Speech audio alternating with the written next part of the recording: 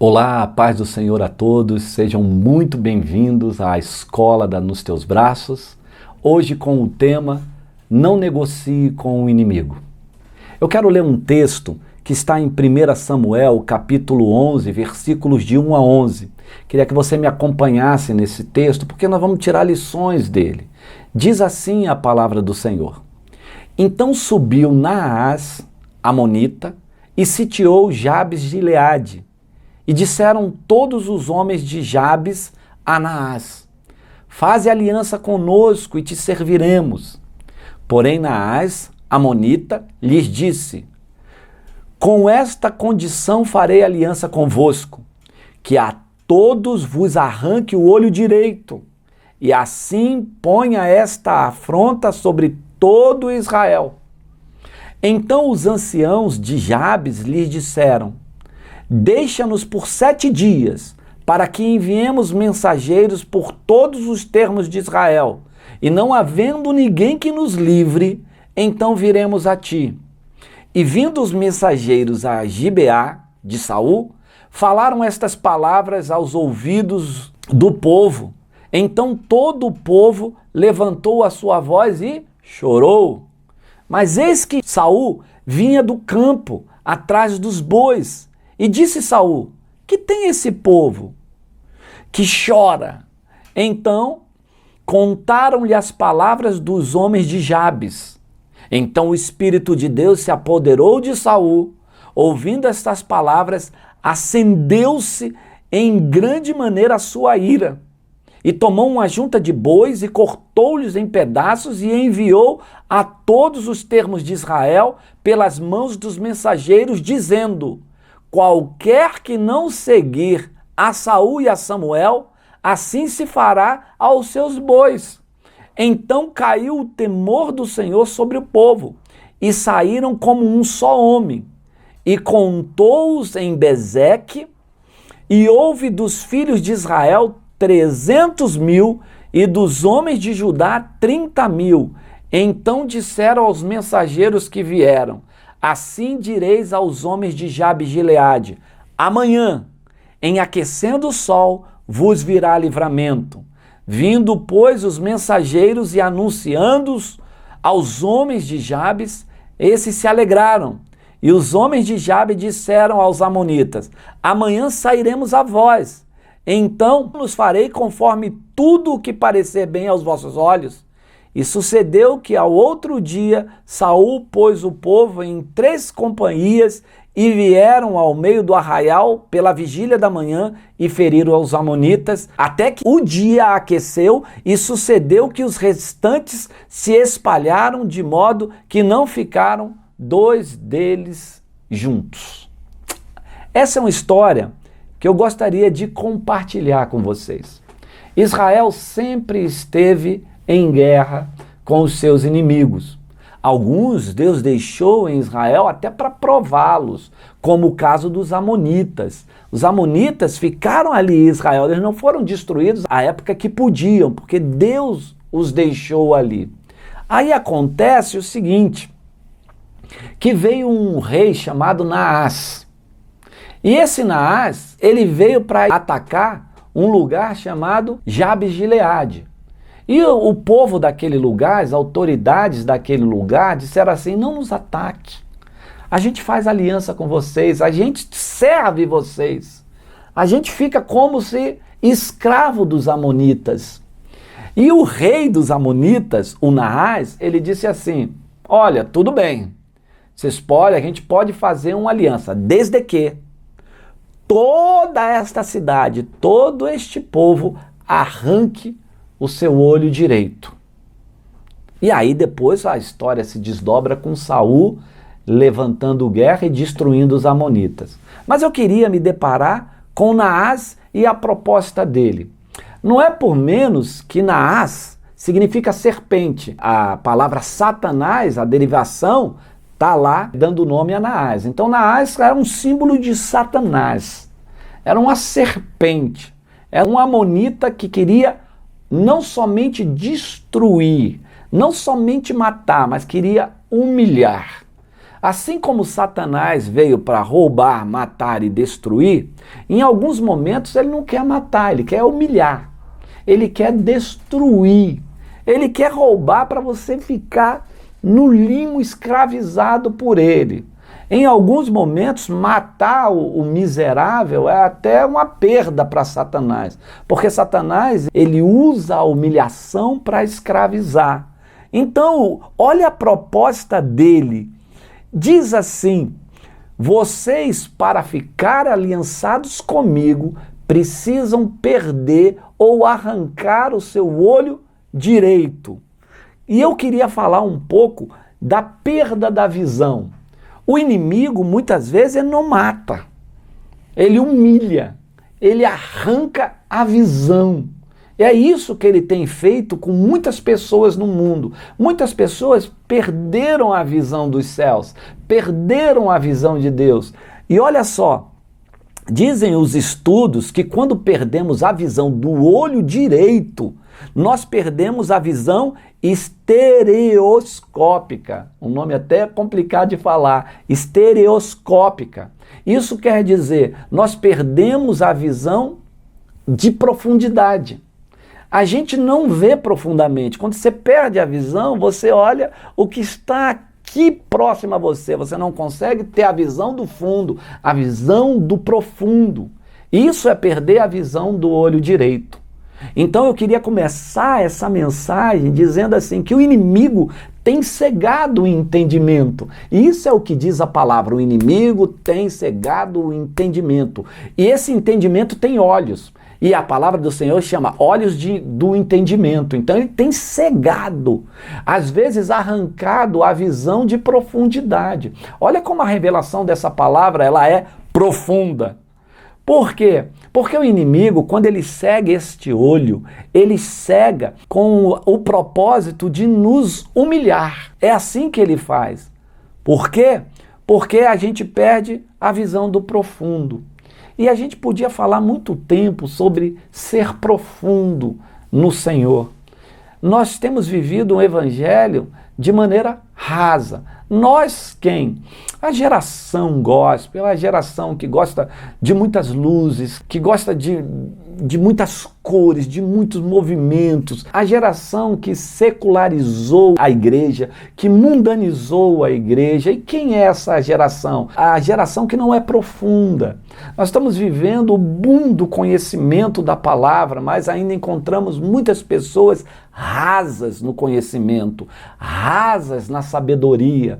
O Senhor tem o objetivo de levar eu e você a mergulhar aí no mais profundo. Como a gente canta música hoje, quero ir mais fundo, né? Bem mais perto do Senhor. E ir profundo é você ter uma visão ampla, uma visão do profundo. O diabo não pode cegar você totalmente, então ele arranca um olho, uma parte da visão. É engraçado que a gente encontra muita gente rasa, muita gente que não conhece a palavra. E eu diria que pessoas conhecem palavra só de músicas, só de louvores, porque alguns atores, eles recheiam as suas poesias com algumas palavras do Senhor, às vezes não na sua totalidade, e às vezes misturando textos da Bíblia. E as pessoas leem um louvor ou uma música e acham que conhecem alguma coisa. Eu sou de um tempo onde a gente cantava corinhos. E o que eram os corinhos? Nas suas vezes, mensagem bíblica, na essência. Então, naquele tempo, muitas pessoas conheceram Bíblia pelos corinhos. Porque quando alguém usava um salmo, ele usava ele todo. Nós temos música do Salmo 32, enquanto eu calei os meus pecados, os meus ossos apodreciam porque a sua mão pesava sobre mim. Nós temos corinhos do Salmo 139, sonda-me, Senhor, e me conhece os meus caminhos, vê se há em mim algum caminho mau.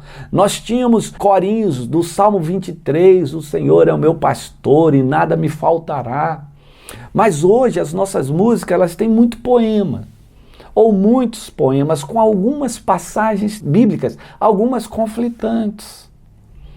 Então, às vezes, as pessoas que não leem Bíblia, elas são rasas, elas têm um conhecimento muito superficial do todo. E eu diria a você, pessoas rasas também não são somente essas, mas quem conhece o Cristo somente aquele que morreu pelos nossos pecados, aquele que esteve na cruz e que derramou o seu sangue por nós. Tem pessoas que conhecem o Cristo só de filme, o filme A Paixão, né? Ou a Hollywood mostra um Jesus, segue até com uma certa coerência o Evangelho de Lucas. Certamente eles fazem isso, mas o nosso Cristo, ele é muito mais profundo e nós precisamos conhecê-lo na sua essência para amá-lo. Então eu diria a você que você deve conhecer um pouquinho mais Jesus por meio da profecia. O profeta Isaías falou muito bem dele. Você conhece Jesus pelos evangelhos, mas um Jesus que pisou na terra, que foi humano igual a nós e que fez alguns sinais. Mas quando você lê a carta aos Hebreus, ou mesmo o Cristo do Apocalipse, você vê um Cristo completamente diferente. Você tem que ser profundo, conhecer mais. Você tem que ter um conhecimento do que é a igreja. A igreja não é o lugar das bênçãos, das vitórias, não é o lugar onde você vai lá alcançar sua bênção ou ouvir uma palavra que te console. A igreja, ela edifica, ela aperfeiçoa santos. Você tem que ser um pouco mais profundo, porque se você perder essa visão, algumas coisas acontecem. A primeira delas é que você desiste de lutar, porque você só vê na sua frente. O que você vê pode ser toda a sua verdade. Sabe, hoje nós estamos vendo lados diferentes na política, na economia, e as pessoas, sem muita profundidade, a verdade dela é aquilo que o olho esquerdo vê, sem ser profundo. As pessoas chamam os outros de fascistas, de genocidas, entre outras pessoas, mas você não sabe o que é um genocida, você não sabe o que é o fascismo. Muitas pessoas guerreiam contra o comunismo, mas a gente só sabe comunismo ou nazismo de filmes. Nós precisamos ser mais profundo, conhecer as histórias. Para isso, eu quero até te indicar um canal que eu gosto muito. Assista ao Brasil Paralelo, entre no YouTube. Você quer conhecer um pouco? O Brasil Paralelo, ele não defende ideologia, mas ele vai na raiz, procura algo que abra os olhos do povo para que a gente cresça um pouquinho mais. Porque se toda a verdade sua é até onde o seu olho alcança, vê se o seu olho direito está funcionando bem. Vê se você está profundo nos debates, vê se você tem conhecimento de causa ou você só ouviu uma notícia e começou a proferir essas meias verdades, né? Então a verdade é quando você tem uma visão profunda. Se você não tiver toda essa visão, você vai ver que no meio do caminho você vai se cansar. E você vai desistir. Amanhã você vai dizer assim, eu não gosto de política, eu não gosto disso, eu não gosto de nada, mas está tudo envolvido. O evangelho está dentro de todos esses segmentos. A gente é que dá ritmo, porque a igreja governa, eu tenho dito isso. Então, por exemplo, numa guerra, o soldado que vai guerrear, daquele tempo, né, que ele usava o escudo, ele precisava ter os dois olhos, porque um dos olhos, que é o olho profundo, ele tirava rapidamente para ver o seu inimigo. Mas se ele não tivesse o olho direito, ele tinha que colocar quase que a cabeça toda fora. E ali, propenso a tomar uma flechada, um artefato, alguma coisa na sua cabeça e ser destruído. E se ele olhasse só do lado de cá, a visão dele seria uma visão curta, não uma visão profunda. Então, nós estamos numa grande guerra espiritual. Você precisa de toda a sua visão, de todo o seu olho direito, seu olho esquerdo. Não perca a visão. Não deixe o inimigo alcançar você e arrancar o seu olho direito, a sua visão de profundidade. Então, uma visão sem profundidade resulta em humilhação. Vai ser humilhado. Uma visão sem profundidade é sinal de escravidão. Por quê? Porque você não conhece o profundo, você é escravo de quem é profundo. É escravo de quem quer manipular. Então nós não somos massa de manobra, nem de manipulação. E para você sair dessa massa, desse engodo, você tem que ser profundo. Leia a Bíblia, tenha as suas orações, procure pensadores, escritores, pessoas que têm o mesmo pensamento, pessoas que têm uma visão do mundo, uma visão da igreja. Nós precisamos ler. A gente é raso porque a gente lê pouco. Sabia disso? Nós viemos de uma geração que lia muito pouco. Hoje, essa geração, ela avançou um pouco mais. Ela lê mais, ela tem mais informação para que seja mais profundo. Então, os olhos, querido, diz a palavra em Lucas capítulo 11, versículo 34. Os olhos são a lâmpada do corpo. Você tem que ter essa visão.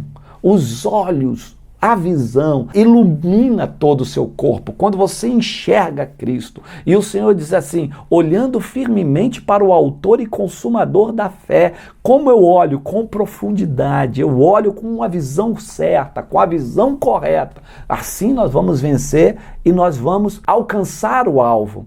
O inimigo, ele tem na guerra espiritual as suas artimanhas. Quando ele não arranca um olho, ele arranca os polegares. Eu também trouxe uma palavra que está, sabe, em Juízes, no capítulo 1, versículo 7. Diz assim, então disse Adoni-Bezeque, 70 reis, a quem haviam sido cortados os polegares das mãos e dos pés, apanhavam as migalhas debaixo da minha mesa, assim como eu fiz, assim Deus me pagou. E o levaram a Jerusalém e morreu. Esse Adoni-Bezeque pagou com a mesma moeda. Mas o que ele fazia? Ele era um inimigo de Israel. E ele, quando alcançava um povo e ele ganhava uma batalha, ele pegava as autoridades, os reis, os príncipes, e ele cortava os polegares das mãos e dos pés.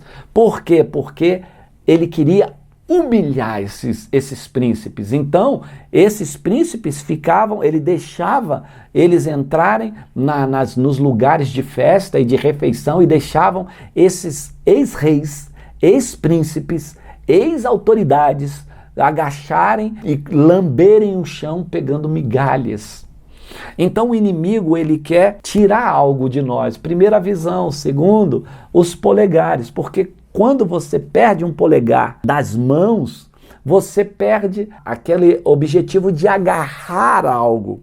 Na batalha, a coisa mais importante é a espada. Se você não tem o polegar das mãos, você não manipula bem uma espada.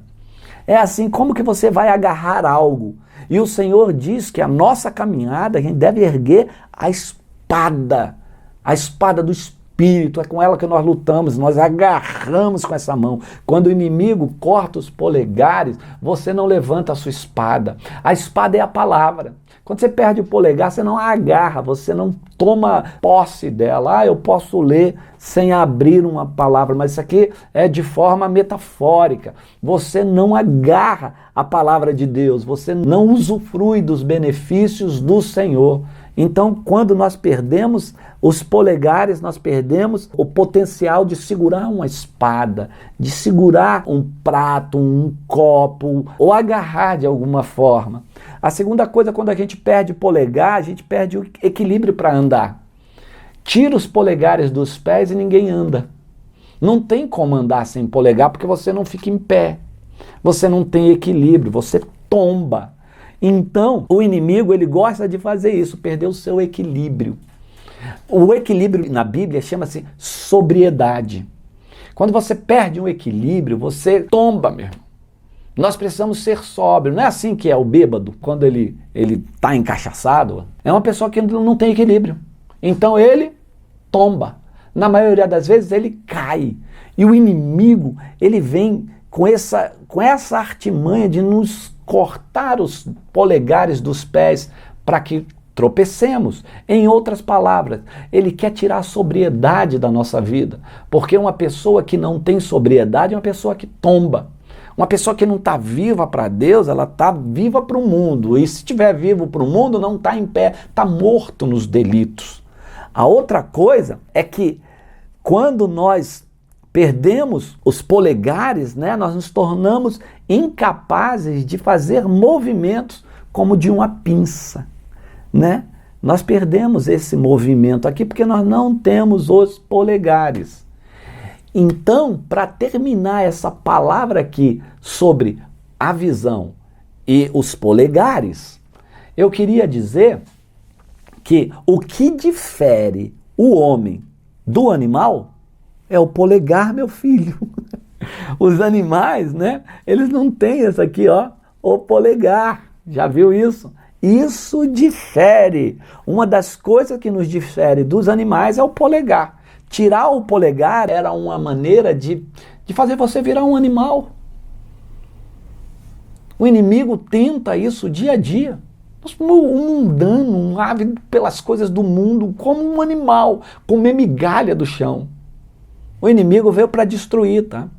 Nesses nossos dias, ele não está importando em matar não, porque ele está ganhando, deixando vivo, sendo objeto de escárnio, sendo objeto de escândalo, sendo verdadeiros animais. Essa é uma guerra. Então não negocie com o inimigo. Quando eu falo não negocie com o inimigo, não aceite isso. Fica aqui, poxa, eu estou bem, eu só não tenho a bênção do Senhor na sua totalidade, mas estou bem aqui, pelo menos eu estou no meu cantinho, eu não faço mal a ninguém, ninguém faz mal a mim, e está tudo certo. Não, nós fomos despertados para destruir as obras do inferno. Para isso que Jesus se levantou, para destruir as obras de Satanás, as obras do inferno. Então, ele precisa que a igreja tome atitude. No que fez Israel quando o Naás falou assim, arranca o olho, ele falou, não vamos esperar 7 dias, eu vou procurar ajuda, se não chegar ajuda a gente vai arrancar o olho e viver escravo para vocês. E o Naás esperou, achando que ninguém ia se levantar. Mas essa palavra chegou a Saul. Todas as vezes a gente fala muito mal de Saul, né? Por quê? Porque, na verdade, quem termina mal tem um estigma. Porque eu vivo dizendo que a vida ela é relevante da maneira que você termina. Então, se você começa bem, mas termina mal, isso deixa o seu legado. O seu legado, ele não é um legado bom, é um legado ruim. Por isso, Saul tem sido muito mal visto, né? Ou as pregações pela vida de Saul não são pregações muito boas, mas aqui Saul começa muito bem, porque ele veio de trás dos bois, tocando a boiada, diz a palavra, aí chegou aos ouvidos dele que o Naás tinha uma proposta de arrancar o olho das pessoas. O que ele fez? Primeiro foi paciente. O Saul, ele já tinha a promessa de ser o rei de Israel. Já havia sido profetizado, mas ele vinha tranquilo, sendo paciente. Saul não tentou, naquele momento, vamos tomar o rei aqui, agora é que eu sou. Não, ele esperou ver o que as autoridades iam decidir. E o que ele sentiu? Ninguém tinha nada para fazer, ninguém fazendo nada, e o povo só fez chorar. Todo mundo que ouvia essa palavra chorava. O povo de Jabes de Gileade já estava chorando. Quem dava a mensagem estava chorando. O povo chorão. O chorar é bom, tá?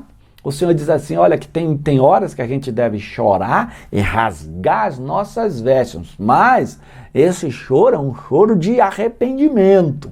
Não é um choro de não saber, estou aqui, sou um miserável, ninguém é por mim. Está chorando por quê? Porque a minha vida é uma desgraça, a minha vida é isso. Nessa hora não é hora de chorar. Então foi nessa hora que o Saul fez a segunda coisa.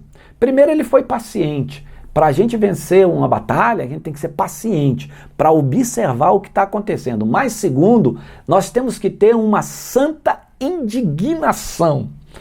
Quando Saul viu aquele povo chorando, que não queria fazer mais nada e só estava chorando, ele se irou. Essa ira, querido, eu chamo de santa indignação. A palavra do Senhor diz assim, irai-vos, mas não pequeis. Que ira nós devemos ter? Na aula que nós fizemos, num estudo passado, uma irmã da nossa igreja, ela disse assim, quando eu vejo uma coisa, uma situação ruim, e eu me indigno, eu fico irado com isso e contra isso é pecado? Nunca. Isso é uma santa indignação. Ela diz assim, não, ninguém vai fazer isso não. Não pode ser. E ele se irou contra Naás, contra a serpente. A igreja precisa ter uma santa indignação contra o mundo. Não contra as pessoas, não contra as tribos que muitas vezes falam mal, que muitas vezes fazem guerra, que muitas vezes nos afrontam, porque a nossa luta não é contra o sangue nem contra a carne. Isso quer dizer, não é contra o homem, mas contra principados, potestades, espíritos do mal, dominadores.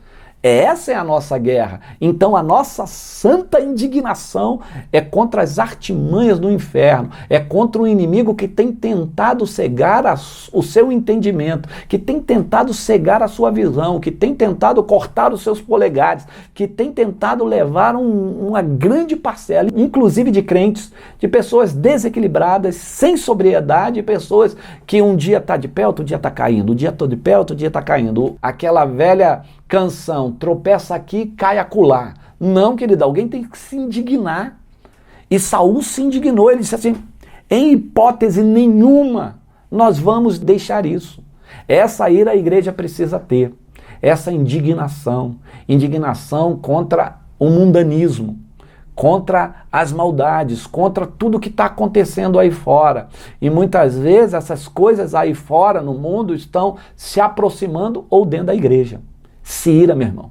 Não aceite. Se isso está chegando à sua vida, não aceite. Tenha uma santa indignação. Então o que ele fez? Ele ficou indignado, ele cortou pedaços de animais, mandou para todas as tribos e disse assim, se você não se levantar agora, se os príncipes da sua cidade não levantar, Naás vem, a serpente virá e vai destruir tudo que vocês têm, como os seus animais, a vida de vocês, o seu povo vai ficar em pedaços como esses animais. Então, ele se irou e tomou uma atitude. Não adianta só se indignar, tem que se indignar e tomar uma atitude. Tome uma atitude, meu irmão, de mudar de vida. Tome uma atitude de sair desse status quo que te colocou como escravo do mundo. Saia daí. E por último, como sair daí? Como eu saio? Você vai dizer assim, pastor, eu não consigo. Então busque ajuda, busque a unidade. Saul viu que ele sozinho, ele não era rei, ele não mandava em ninguém, então ele foi buscar a unidade. Então no versículo 7, caiu o temor do Senhor sobre o povo e saíram como um só homem. Quando Deus nos manda ajuntar, nós somos como um só homem. Não tem a igreja A, não tem a igreja nos teus braços, a assembleia, a presbiteriana. Deus tem um propósito nesses últimos dias, juntos, no mesmo caminho. Nós estamos vivendo um tempo onde as igrejas estão tomando lados diferentes. Nós estamos numa luta política em nossos dias, onde nós temos alguma parte da igreja caminhando de um lado e a outra de outro. Temos pastores assim também, está na hora de buscar unidade. A unidade vai fazer com que a gente seja um único homem, uma única voz, um único povo. Mas quem tem essa voz? O pastor A, B ou C? Não, a igreja do Senhor na terra. Porque quando caiu o espírito de temor sobre a igreja, o que é que acontece? Nós vamos ter uma única visão, a visão profunda do Deus vivo, a visão profunda de Jesus, a visão profunda dos projetos e do que Ele quer. Nós também teremos o equilíbrio, a sobriedade para, com paciência, tomar a santa indignação e agir. Mas eu preciso de você. Eu preciso de você que está me ouvindo. Eu preciso da igreja.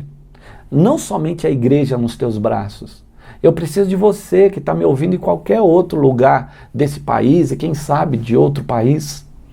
Eu preciso que você se ajunte conosco, se ajunte em nome de Cristo, em nome de Jesus, por um propósito, o propósito dos fins dos dias, dos trabalhadores da hora undécima. Porque Jesus está voltando, a trombeta, uma hora vai soar, seja ela antes da grande tribulação ou no final da grande tribulação, uma hora Deus vai arregimentar este povo, né?